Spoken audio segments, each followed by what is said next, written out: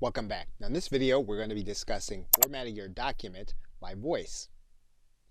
And to do so we're going to talk about some common formatting by voice commands.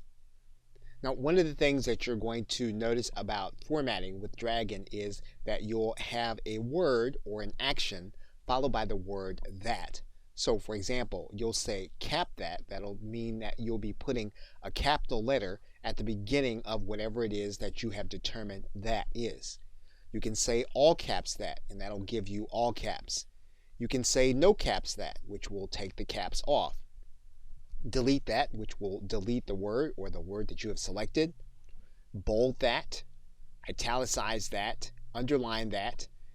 You can copy that and then cut that. So if you're going to do a cut and paste command, you can then insert a text and then paste that.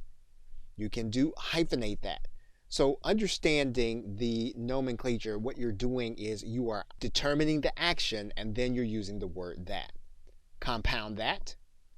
Bullet or unbullet that. Again, you will have selected a certain amount of text. Quote that. Bracket that.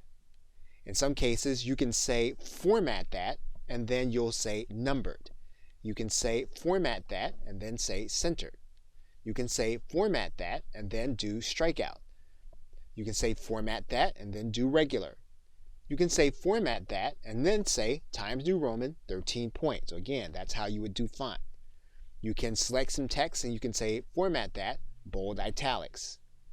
Format that, bulleted and plain. So you're getting the idea.